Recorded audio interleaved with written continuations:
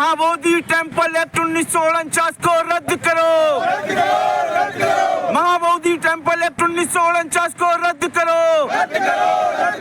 बौद्ध विरासतों से अवैध कब्जे खाली करो। संविधान विरोधी देशद्रोही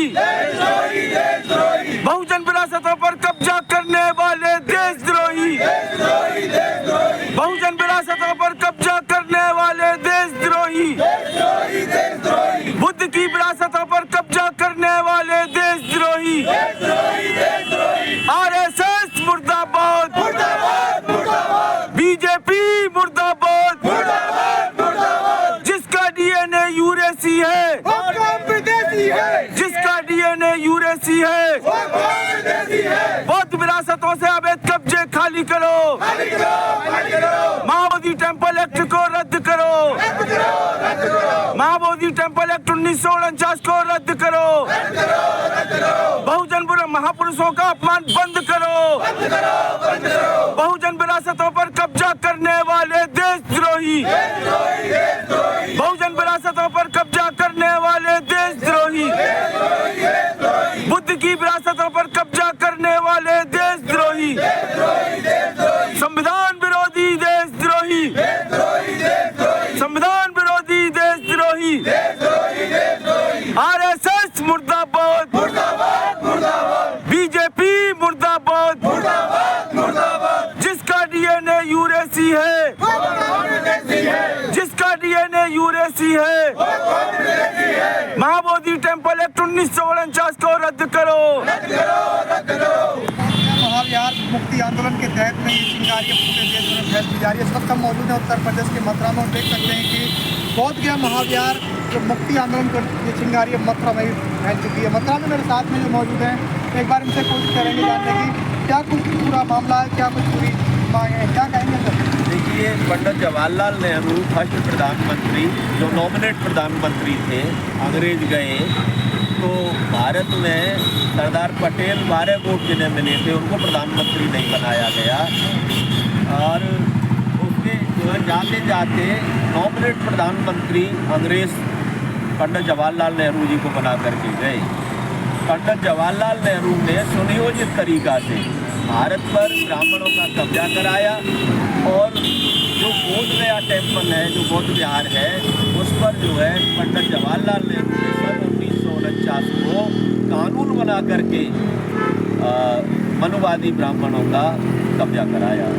उसको मुक्त कराने के लिए हम ये ज्ञापन के माध्यम से पूरे भारतवर्ष में भारत के 567 जिलों में आज इसी समय पर महामहिम राष्ट्रपति महोदया के लिए ज्ञापन दे रहे हैं कि हमारा जो टेम्पल है उसको खाली कराया जाए, बुद्ध विहार को खाली कराया जाए और सन 1949 का जो एक्ट है उसे रद्द किया जाए।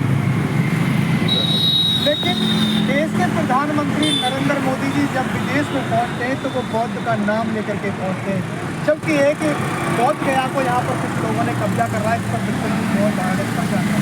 देखिए, जो राजनीति करने वाले लोग हैं, राजनीतिक देश के 1 अरब 40-45 करोड़ लोगों को उनकी आंखों में धूल झोंकने का काम भारत के प्रधानमंत्री झूठ बोल करके कर रहे हैं, सफ़ेद झूठ बोल रहे हैं।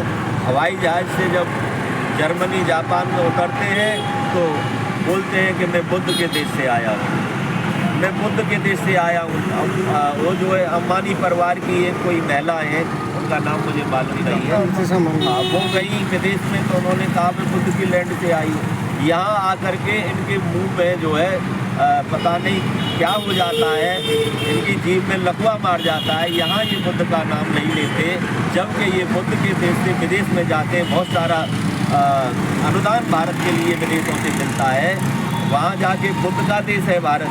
भारत ने बुद्ध दुनिया को बुद्ध दिए, युद्ध नहीं दिए, लेकिन यहाँ पर ये भारत के लोगों को हिंदू मुसलमान, हिंदुस्तान पाकिस्तान के नाम से डराते धमकाते हैं।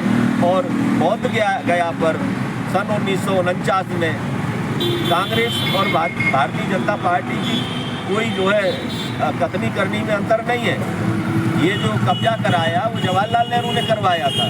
सन 1949 में कानून बना करके संसद में पारित किया गया और कानून बना करके विदेशी जो ब्राह्मण हैं, मनुवादी, उनका कब्जा जवाहरलाल नेहरू ने करवाया।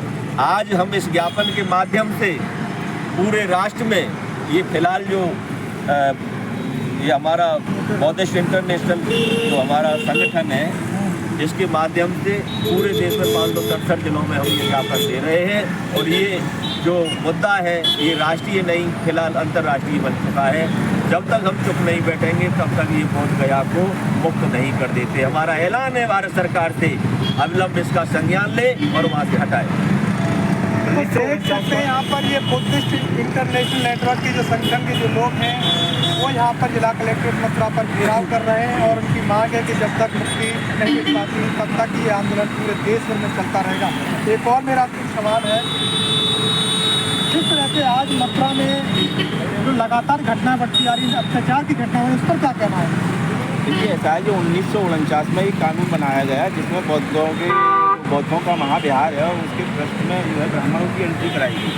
ये षड्यंत्रकारी जो ब्राह्मणों का षड्यंत्र इस देश के अंदर चल रहा है, क्योंकि देश के अंदर दो विचारधाराओं की लड़ाई है, मनवादी विचारधारा और समानतावादी विचारधारा। जो हमारे डॉक्टर भीमराव अम्बेडकर साहब ने हमको जो दी, उनका स्वतंत्रता, बंधुत्व और न्याय की जो विचारधारा है, ये उस विचारधारा को किसी न किसी तरीके से काटना चाहते हैं।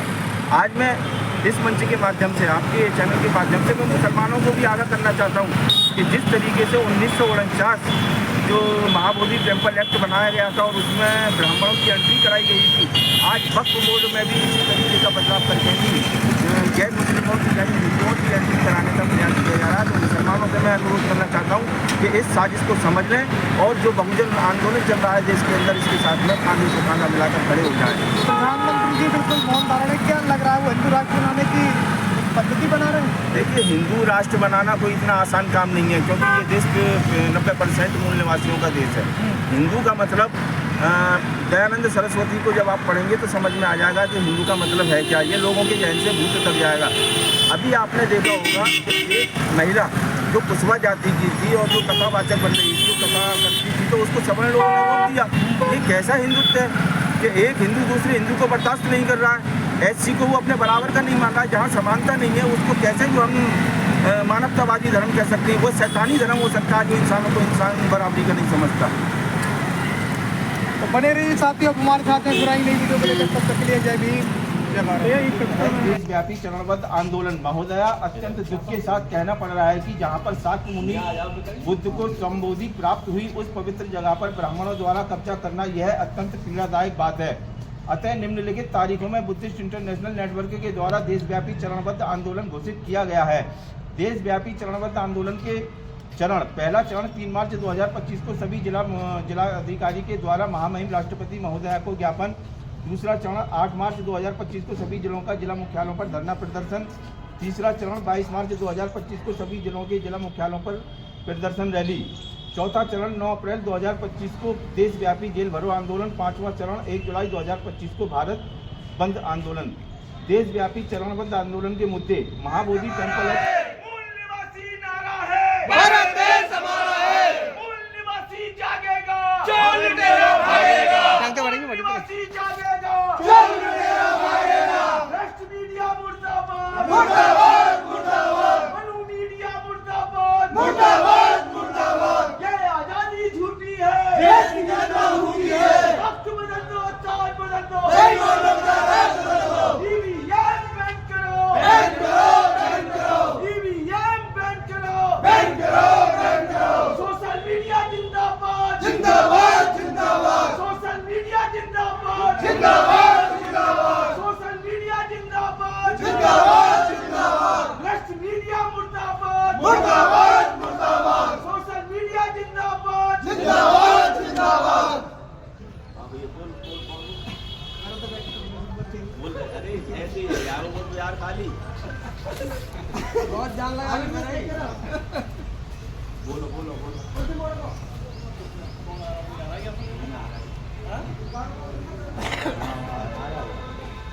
बहुत चलते तो वो समूह हुआ, समूह तो नहीं है, समूह तो नहीं